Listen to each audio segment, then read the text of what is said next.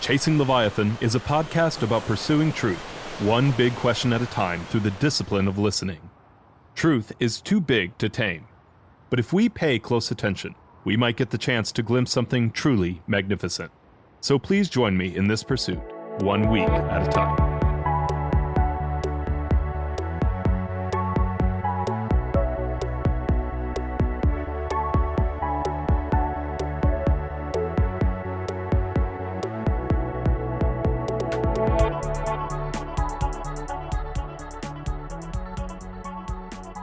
Hello, and welcome to Chasing Leviathan. I'm your host, PJ Weary, and I'm here today with Dr. Marcy Norton, Associate Professor of History at the University of Pennsylvania. And we're here today to talk about her book, Tame in the Wild, covering our relationship with animals since the year 1492.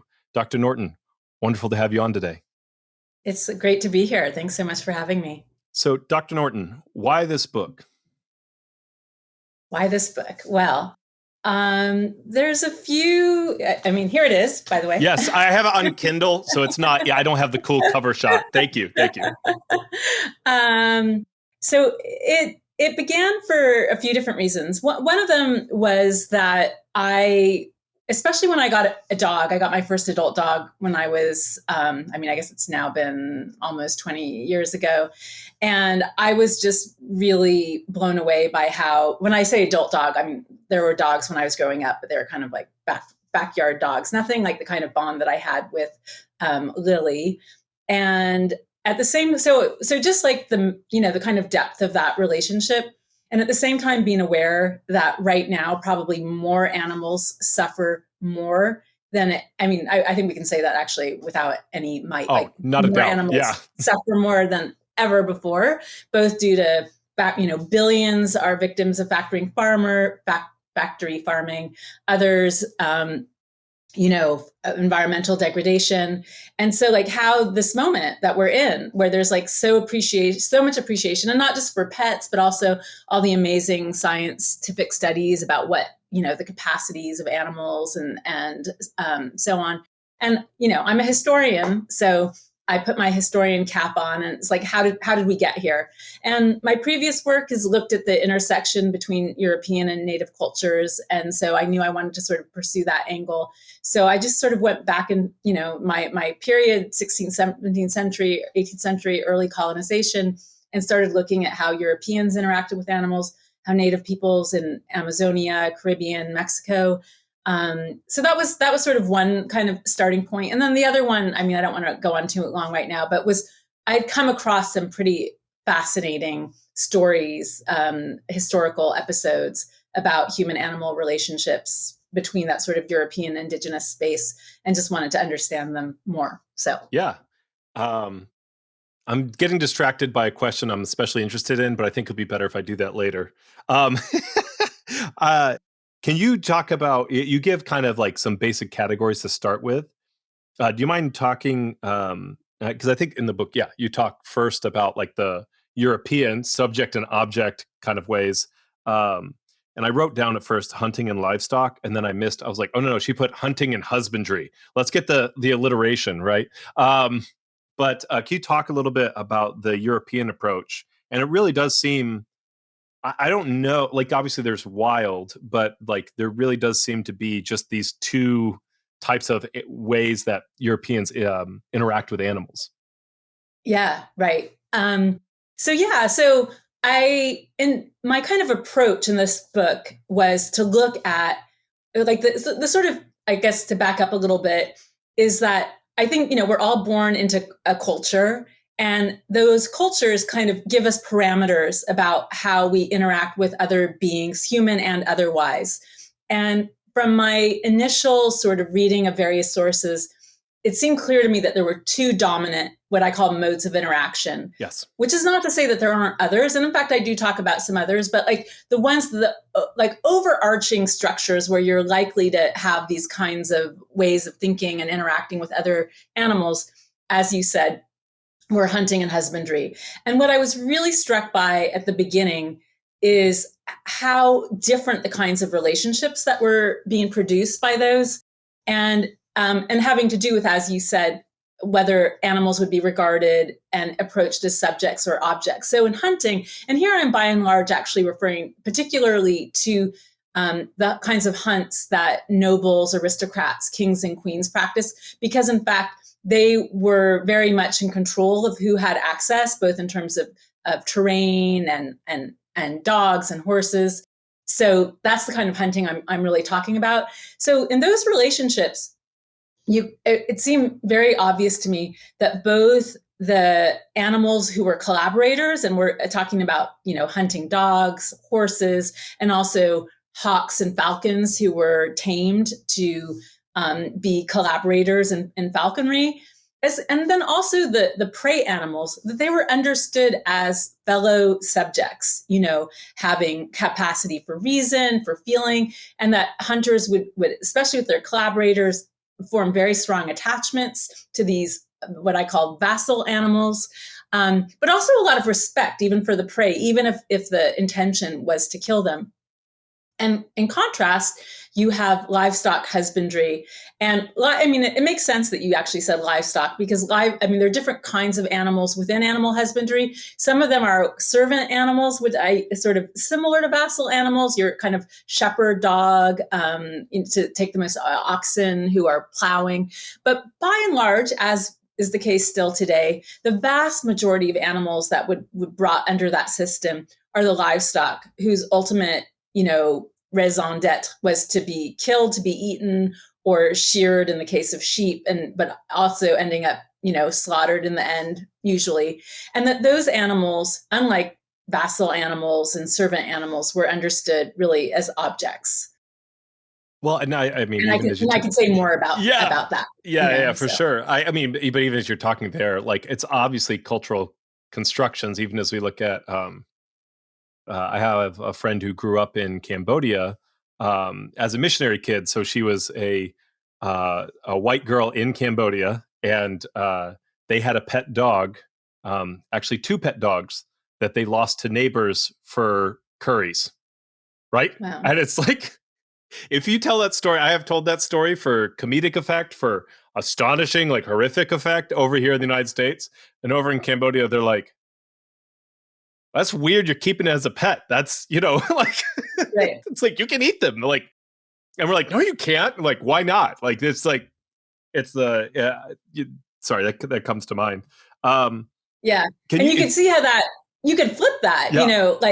which is kind of my whole point. Yes. From an Indigenous perspective, the idea that you would keep any animal once you start feeding it. We're probably getting ahead of ourselves.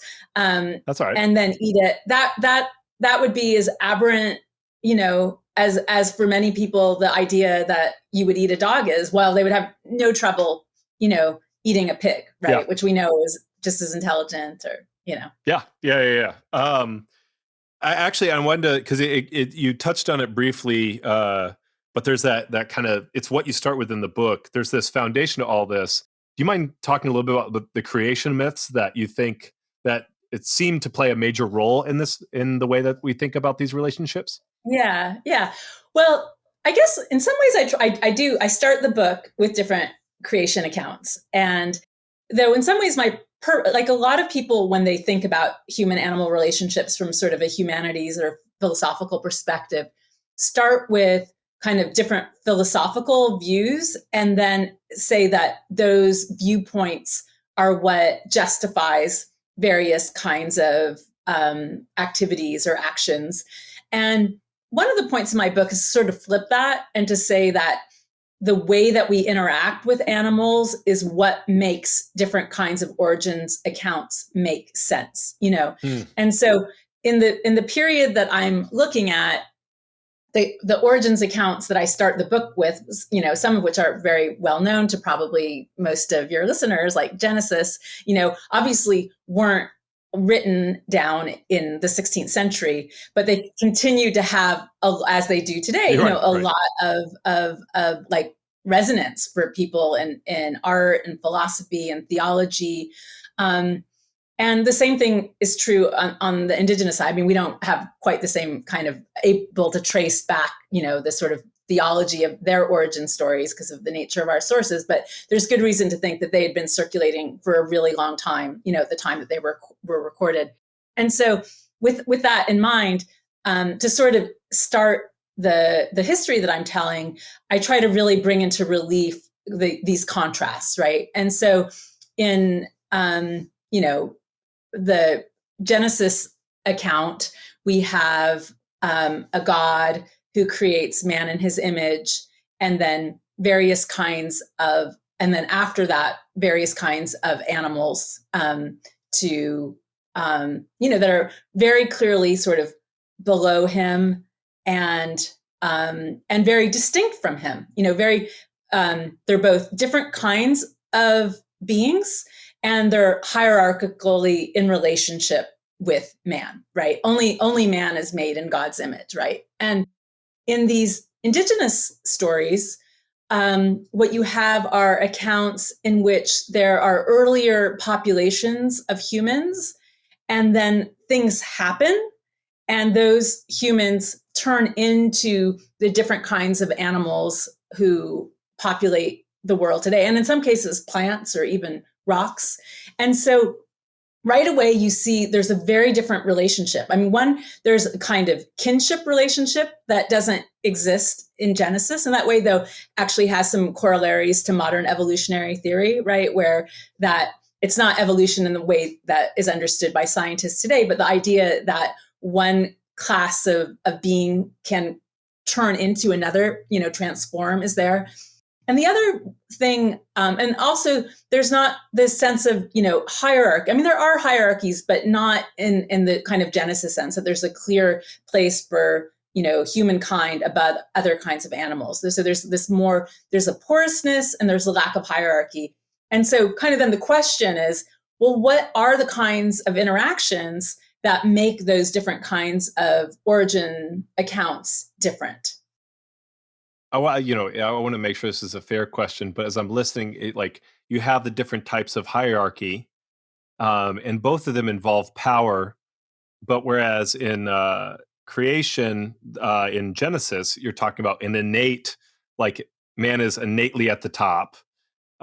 With the indigenous Native American accounts, it's often a question of who has power at the moment. So the hierarchies is that a fair way to talk about it? I'm not sure. I'm not saying that power is not a relevant category, but I'm not sure that I see power in those particular stories. I see more that more actually the opposite. I mean, these are earlier populations of humans who, because of their actions, turned into something else, and so they, because they looked at the sun too long, they turned into a kind of tree with bright yellow fruit, or because, in the Nahuatl stories from central Mexico, because hurricanes came blasting through, they were swept through the trees and they became monkeys, So it's more, I would say, actually, I see more the fragility of humans to these other kinds of forces rather than their power in those stories. But it's a great question, because it's not really something that I pursue, right, in those sections of the book. And forgive me, I'm just kind of feeling my way around this. Even as you talk about this, they talk a lot about diet, and even so you look at like Europeans generally do better with dairy than people who have lived in tropical places for millennia. Um, you kind of mentioned how like animal relationships. I just realized I made a pun, and this is animal relationships feed culture rather than culture feeding what we know about animal relationships. That was not intentional, and now I regret everything. But this idea that we come up with our philosophical presuppositions to justify our relationships with animals after. Do you think, in some ways, this idea that like with a winter climate, we often see the reliance on animal products because we do not have the winter planting season. Do you think that is part of what feeds these philosophical presuppositions that the agriculture comes first? Or maybe back and forth, like they feed each other? Yeah. I mean, honestly, I don't think I I'm sort of agnostic on that because I like my point of intersecting the story is when these practices on both sides of the Atlantic have been in place for probably millennia, Yeah, you yeah. know? I mean, not that there isn't, I mean, there is change, not to say that it's unchanging. I mean, one of the changes, in fact, that I look at is the, emergence of the slaughterhouse, like at Hmm. the end of the 15th century. So I am interested in things that emerge in the area. But and I don't want to say, like, I don't want to like have a sort of very crude kind of materialist, account where people were doing these things and then they invented these origin stories. Like I don't know. I don't know how it all, Right, right, went right, down right, like thousands of years earlier. right. But but I do think that there is a kind of alignment, you could say, between what people say about where they came from and the way that they interact in the contemporary period with other beings. So that's, maybe I'm being a little bit, evasive, No, but no. I mean, I'm sitting here thinking like, I'm like, Dr. Norton, how dare you? You know, your book says it starts in 1492, and you're not answering my question about like 2,000 years earlier. What's wrong with you? No, like that's not fair. Like, that's completely your evasion is completely fair there. I don't think that's an evasion. I think that's just yeah. like, And I mean, I yeah, would love for, right, right, scholars of antiquity to like pick it up and sort of, with their skill set, see whether right, that it right, right, that's, right. I'm just I'm thinking through. So, like, I mean, I've not really looked at it through this lens, and I find this lens really fascinating. I really appreciate it. Um, uh, you talk about with livestock and with husbandry. A good part of this, and this is something that really shocked me, was to find out how much breeding we've actually done, even before like Gregor Mendel explained what was happening. Like how much we have changed both plants and animals. Can you speak a little bit to that and to the role that that plays in livestock or husbandry as objectifying animals? Yeah. And let me say that is something I touch on, but there are scholars who look at that in much more depth. So, like for your listeners, like Mackenzie Cooley's Perfection of Nature, and an English historian whose first name I'm blanking on, but the last name is Russell, who's written about breeding, where they like really look at sort of different kinds of breeding practices. But what I focus on, and I had the challenge too, of course, because I was covering such a like vast swath of different cultures and then looking at how they interact with each other during the colonial period. I've only been able to sort of selectively approach it. So what I really focus in on the book, on in the livestock chapter, has to do with sheep, is sort of my like example, and the way that like there's a very romanticized vision that we have around shepherds, and that was also romantic in that period as well. There's these kind of plays where the shepherd is like this sort of pastoral figure, but in fact when you look at the nitty gritty of daily life of what the shepherd's job was, it was actually in a lot of ways a very violent one, both in terms of what was needed to happen to the sheep in order to shear them, but also because their job was to try to produce the finest, softest wool, that they were breeding, and that they were making decisions about which kind of sheep they wanted in the gene pool. I mean, they didn't put it in those terms, and these people were largely illiterate, but they would make up kind of little poems about that would describe the kind of wool that you want, and would describe in great detail. This is the sort of traces of these practices of the kind of wool that they were looking for, and the sheep that didn't have the little baby sheep, and that you would have your lamb, and they wouldn't be part of the breeding pool Hmm. for the wool producers. You mentioned on the other side you have hunting and predation, and you make this really interesting comment about how in Europe, uh, warfare or hunting was seen as warfare, and then for Mesoamerica and for Greater Amazonia and feel free to talk a little about that too. But because I'd never heard the term Greater Amazonia before, but for predation, it was more that it was warfare as hunting. Yeah. Yeah. So, to back up a little bit, one of the really interesting ways that I'll back up even more. So I focus on kind of three culture areas in this book. One of them we've been talking about a fair amount already, Europe, focusing on Spain, but I think most of what I'm saying would apply to all of, Western Europe in broad strokes. And then Greater Amazonia, which is a term I borrowed from anthropologists to refer to not just Amazonia proper, but really like almost all of South America, excluding the highland areas where the Inca were dominating at the time the Spanish arrived, and where you have your alpaca and vicuña, llamas, like that I decided was just too much. So I left that out. The Greater Amazonia would, include the Caribbean as well, because, the indigenous people populating the Caribbean had originally, their ancestors had emigrated from the mainland. And I want to say there's a huge amount of diversity in these regions, but the patterns that I was looking at were striking similarities, even though there are important differences as well. And then the other culture area scholars refer to as Mesoamerica, and I was focusing specifically on the area that the Aztecs were controlling, or the Mexica at the time of the Spanish arrive into the sort of Oaxaca area, if people want to place themselves a little bit geographically.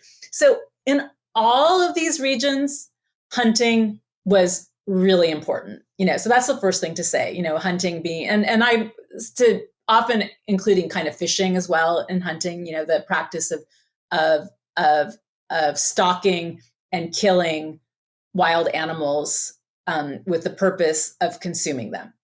But there are also really fascinating differences. And one of the differences, I would actually say the warfare is one where there is maybe more similarities than differences, in the sense that they, for Europeans, for Amazonians, for Nahuas in central Mexico, both the technologies of hunting and the ethos of hunting was transferred into military technologies, and really, in some ways, even more. That was true in Europe prior to expansion, but when they arrived in the Americas, because they were encountering people who weren't using horses and were not using dogs in the way that, either in regions where there weren't dogs, or they were not using dogs. If there were dogs, they weren't using them as kind of hunting collaborators. They repurposed some of those practices in warfare in ways that were not even in effect in Europe. And the most kind of vicious would be actually turning dogs into killing machines for people. So that's an example of that kind of transfer, but also really trying to leverage the use of horses, and with mixed results, but in their minds, at least initially, this is like a real advantage. And so I'm sort of already anticipating some of the ways that hunting was different in the Americas. One of them being that they weren't hunting with dogs and horses. And so that created a very different relationship to prey animals. Because dogs and horses, in some ways, the dogs were taking on, to use that example for Europeans, were augmenting their sensory abilities, right? When you think what dogs can do in terms of sniffing and smelling. And one of the results is that it creates a more mediated relationship with the prey animal. And in Indigenous America, there wasn't that level of mediation. And so a lot of the kind of tactics around hunting involved like imitating, and like direct, like through calls, or hiding within the forest. And so those practices of kind of imitating animals in order to find them and then kill them creates a kind of empathic relationship with the prey that doesn't exist on that level in Europe. So that's like one of the ways, that hunting differed. But I think, to go to your original question about relationship to warfare, one of the ways that there's an interesting contrast between Nahuas in central Mexico and many indigenous peoples, like Europe, central Mexico, the culture was very stratified, and one of the ways that that the elite of that society would kind of legitimate their activities to themselves and to others was by really identifying with apex predators. So you see kind of that, symbolically, wearing the cloaks of jaguars or of eagles and all kinds of different ways. And even the act of like eating other animals is a way of kind of identifying yourself as an apex predator when the, vast majority of the community was largely vegetarian, so that's like another kind of interesting contrast. Anyway, I think I've gone on too long. No, I think that's really fascinating. One thing, and you mentioned this a little bit, even as you're talking about, like, you're going to have a more patient or a more surprise and stealth based hunting style where you don't have horses and dogs. There's obviously the sensory augmentation. Also, you're going to be faster on horses and faster on dogs. Like, I'm not going to run down a deer, right? Like, you know what I mean? Like, most animals are faster than humans. So it's a totally different set of tactics when I'm on horseback or I'm off. But this vassal relationship really kind of is interesting to me. Can you talk a little bit about that from the European side, how the way that they viewed, sometimes even higher than humans, sometimes dogs and falcons and horses too? Yeah. Well, that was one of so part of this notion that I, elaborate in the book comes from just how struck I was. One of my main sources for this part of the book were reading hunting treatises from the 16th and 17th century that were written by hunters, oftentimes like the royal huntsman whose job it was to assist royalty or aristocrats in these hunts. And I was kind of blown away that 1/3 of these treatises were often just about dogs. That's all they were writing about. And really, and some of these hunts were extremely elaborate, where the Spanish word was armada, where there would be like, 10 different kinds of dogs in it, like very, very specialization. Wow. Yeah. Some who were like, their job was to, like track. There's sort of maybe 3 main divisions were tracking, catching, and killing. But then within that, there was like gaze hounds, sight hounds, the whole system of kind of communication through hand signals and so on. And the, importance of these, you can see it today, right? If you go into a museum and you look at painting from the period, you'll see portraiture with hunting dogs and so on. But you also see it in the kinds of letters that diplomats were writing to each other about, procuring these different kinds of dogs, and their, interest in breeding them.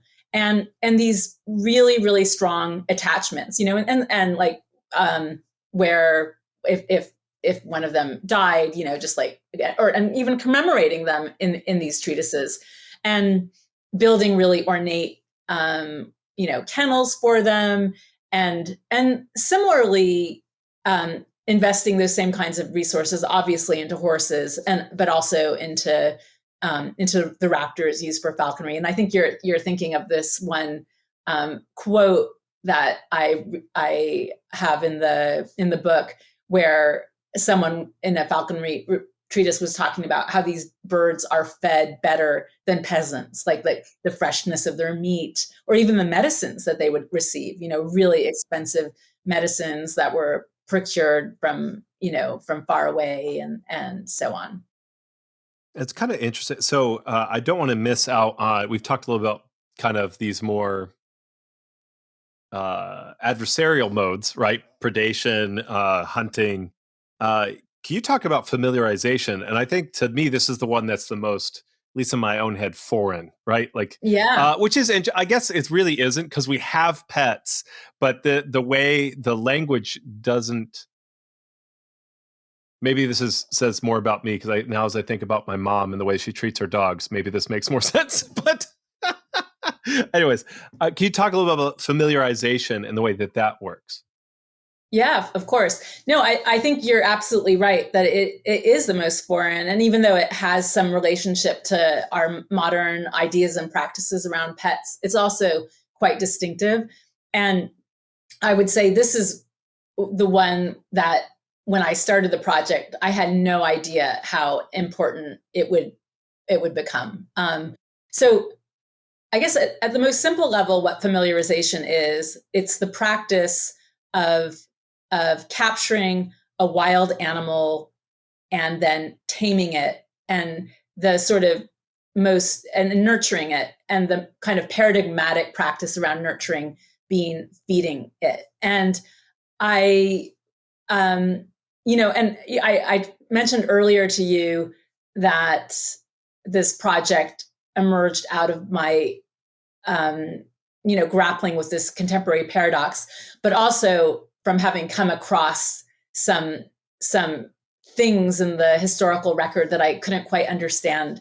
And that the very first thing which I came across when researching my first book was what I now know to be an account of familiarization. So, maybe I'll use it to sort of to describe it a little bit. And what's interesting about this episode is it's actually not with animals that were indigenous to the Americas, but actually animals that Europeans had introduced, namely pigs. And so this was an account where, and this was, the source for it is a chronicler named Gonzalo Fernandez de Oviedo, who himself was, a participant in some pretty vicious like massacres and enslavement.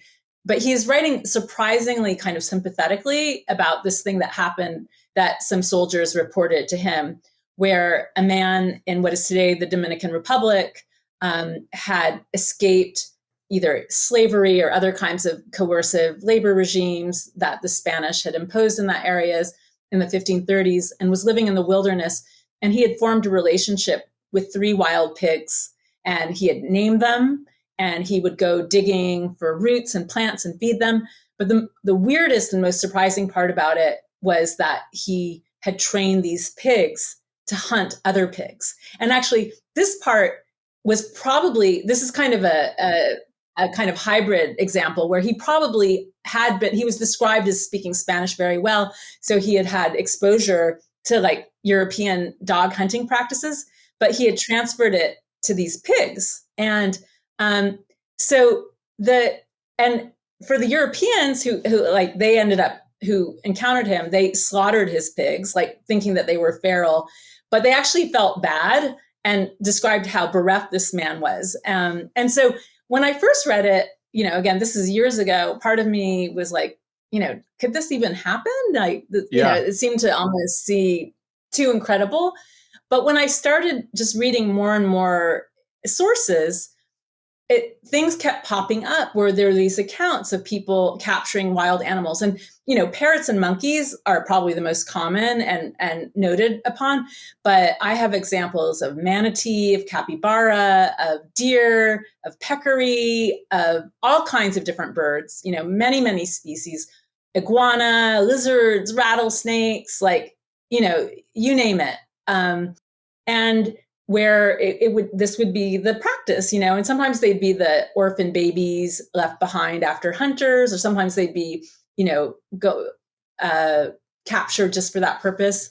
And part of the point of the book is that this whole practice of familiarization, even though it's something that anthropologists have written about, has been like just basically not written about by historians with a very few exceptions. And part of the reason that Europeans and then scholars, sort of following them, have been blind to it is that they're so centered around like wild or domesticated that when they would see this, and this is, for instance, one of the people I really criticize in this book is Jared Diamond, who kind of assumes that people in the Americas didn't domesticate animals because the animals weren't suitable for domestication, when in fact, what I see is that they viewed European-style livestock husbandry as kind of repellent because of their practices of familiarization, where once you feed another animal, which again is sort of the essence of these nurturing practices, you would never want to kill them. And that's where these two systems really come into conflict. So when European animals are introduced, like pigs and chickens in particular, what you see is that they're really enthusiastic about chickens, but they don't want to treat chickens the way that Europeans treat chickens, i.e. once they feed them, it's fine to kill them if they're wild, that no problem, right? But once you start feeding them, you don't want to eat them. And just because I think it was implicit in the story, but like with the pigs, like the reason that like he was comfortable hunting other pigs, but his pigs were different was because he fed his pigs, right? Exactly. Yeah. Yeah. They were like his kin. They were, once they were brought into his like domestic sphere. So, and that's true with all these, animals, like for the most part, if they're in the wild, hence the title of the book, The Tame in the Wild, if they're in the wild, then, so it's, whereas Europeans have this kind of like human animal and then animal hierarchy system. In these indigenous systems, it's more of a trans-species category of tame versus wild. I'm just trying to imagine what that kind of cultural approach would even make of something like a factory where we are like mass feeding, like force feeding all these animals and then killing them. They'd be like, what? Like it would just be so, they wouldn't even like, it wouldn't fit, right? It's just so odd. But exactly. kind of similar. And I'd love to transition into the discussion of how you're really trying to change approaches to historiography. So my wife is from Southern Alabama, which already kind of leads to, there's a lot of family jokes that we make, but she grew up, and it's really interesting to see modes of interactions that we consider less advanced. So for instance, her brothers took in a wild squirrel and took it to school. And of course, like I think even most people listening to this would look at that and be like, that's a wild squirrel. I remember them telling me, I'm like, you can't do that. That's a wild squirrel. Like you can't take it and make it, you can't familiarize it, right?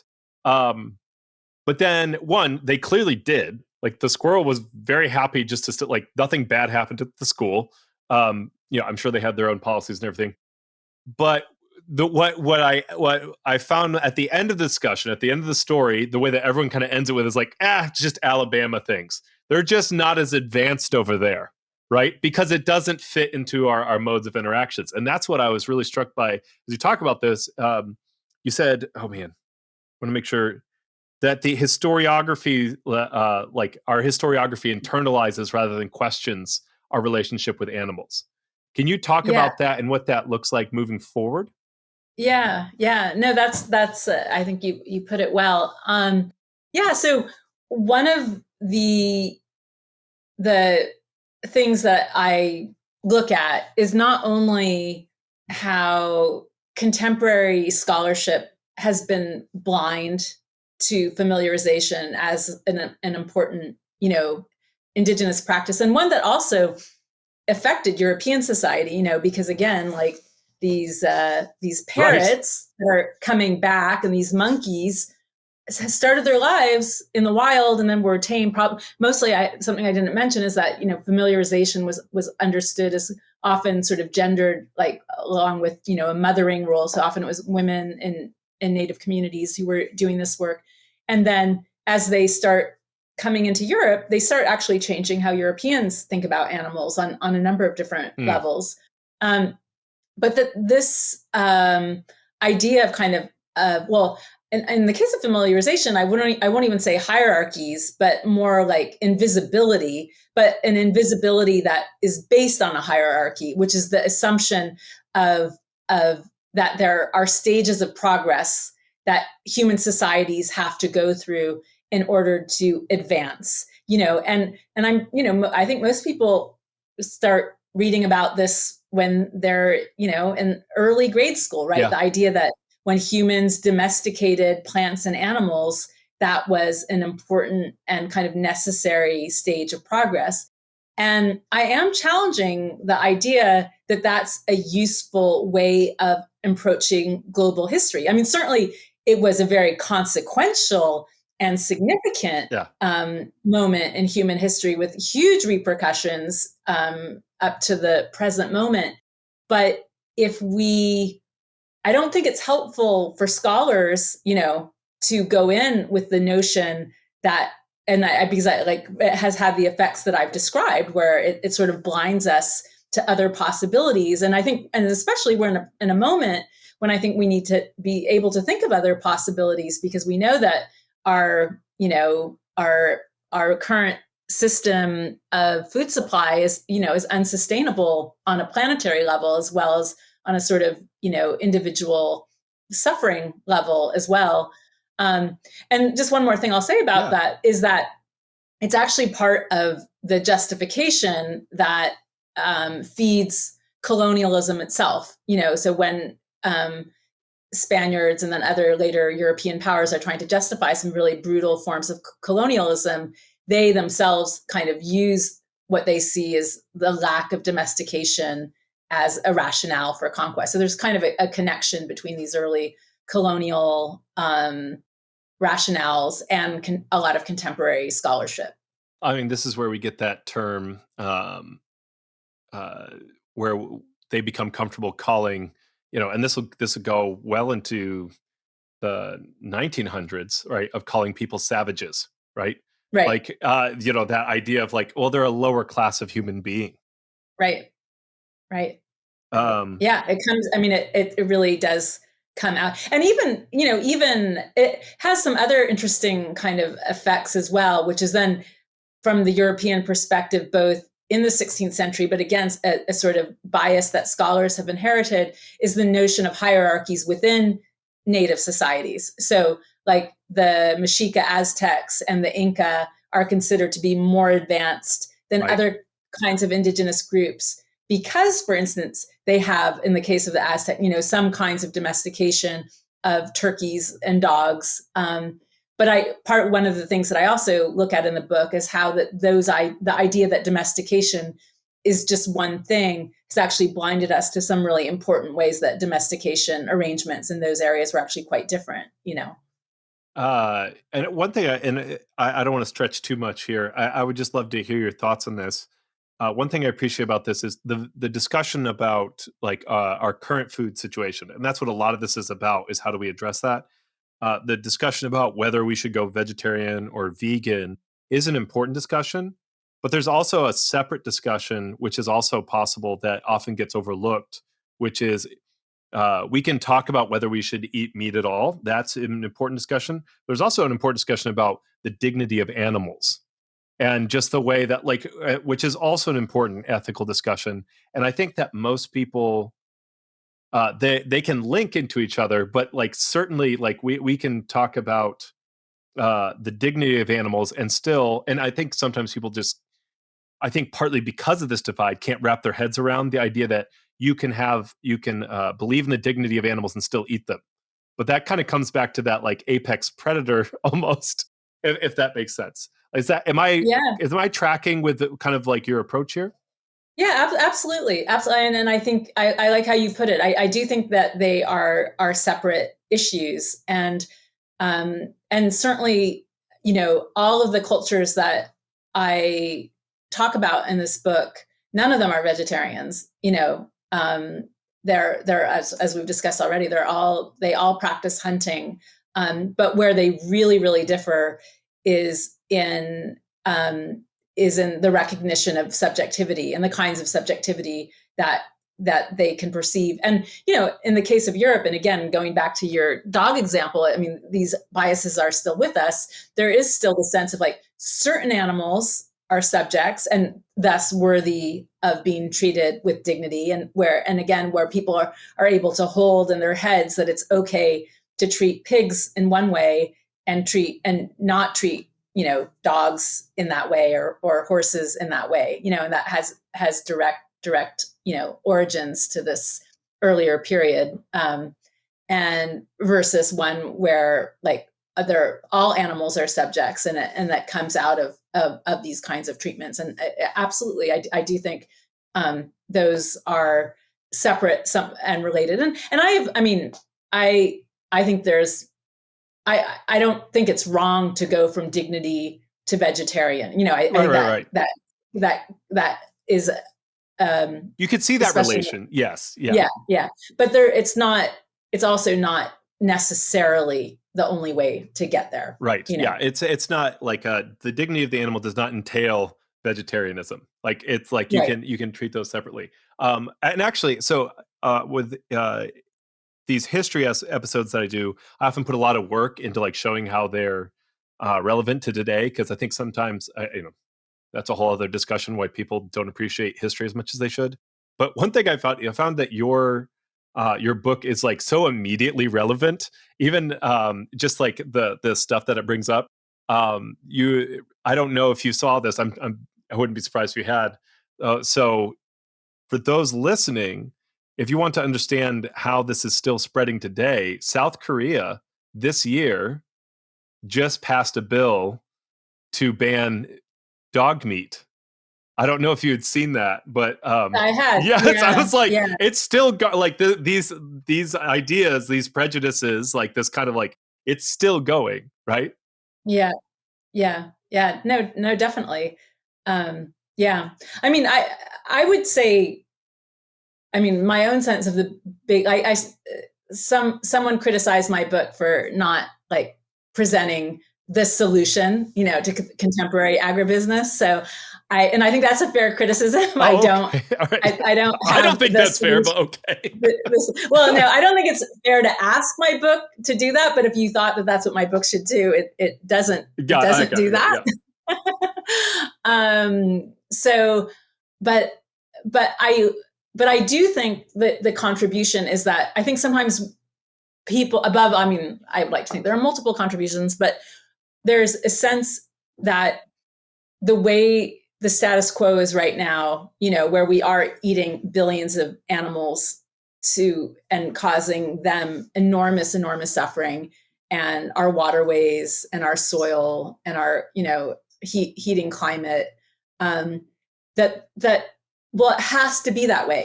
That's the normal way, that's like what people do, and it needs to be upscaled, and we need to sustain it. And I think, and that the idea that we might want to put first the well-being of other animals over our seemingly immediate desire for meat, that's like romantic and sentimental. But in fact, in a broad historical sense, our current way of doing things is actually really aberrant and strange, and like to see the strangeness of it, and not necessary and not inevitable, and that there are other ways to be in the world, and just to open up our imaginative possibilities. Yeah. So as you're talking, that leads the next question I had. This is perfect because I didn't want to miss talking about this. Can you talk about the advent of the slaughterhouse and how that has led to a lot of these practices today? Yeah. Yeah. So like going back to alienation, going back to the problem of seeing animals as objects. That's something I was really trying to understand in the chapter on livestock as it was practiced 15th, 16th, 17th century.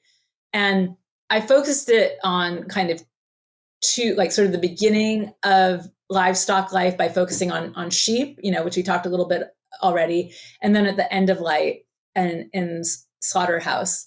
And one of the things that I found was that the emergence of the slaughterhouse as an institution that is separate from the butcher emerges like much earlier than I think people might expect, like in the end of the 1400s, in the Wow. late 15th Yeah. century.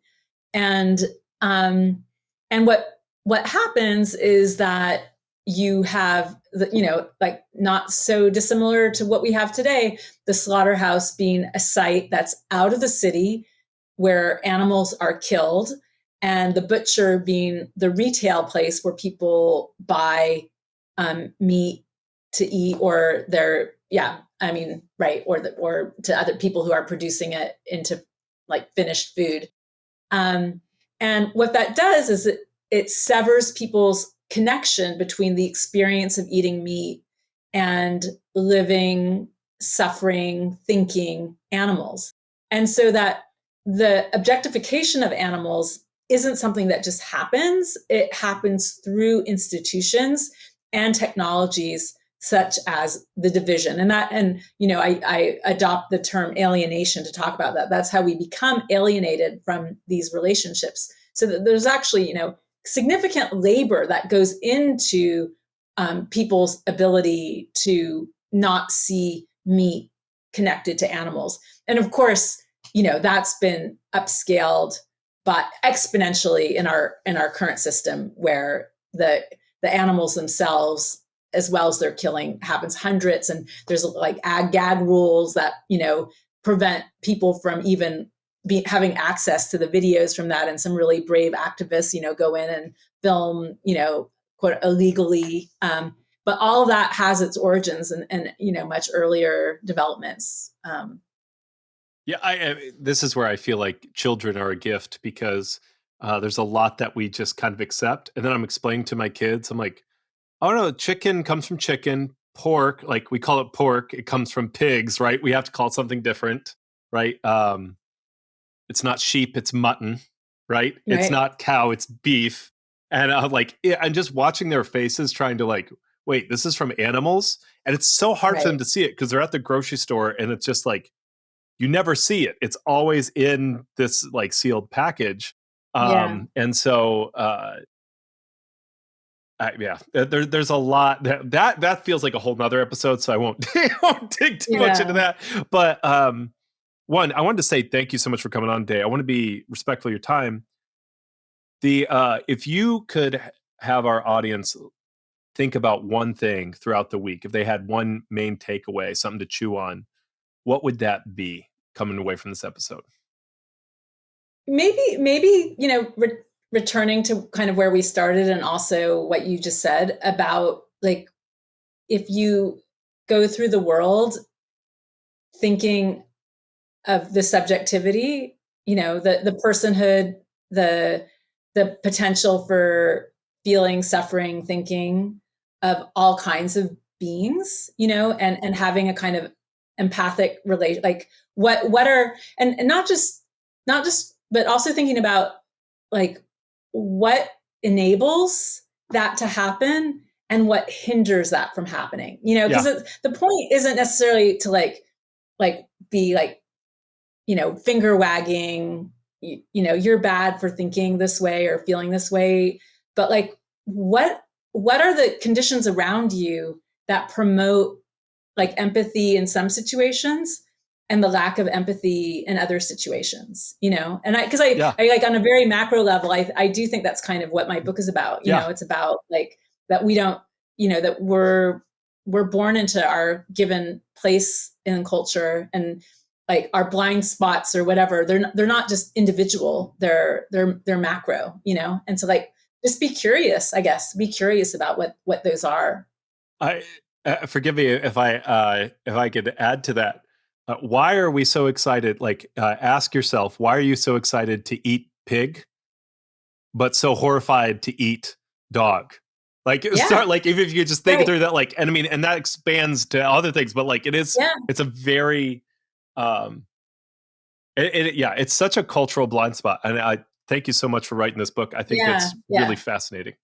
Yeah, no, I think you put it exactly best. Like, why is it not just that you don't want anyone to eat your dog, but the idea of eating anyone's, anyone eating anyone's dog, if you love a dog, is horrible. And yet, like, read an article about like pig consciousness and then wonder a little bit, but like, what is it that doesn't feel visceral in that way? Yeah. Dr. Norton, thank you so much. It's been a joy talking to you today. Thank you so much for having me. It's been delightful.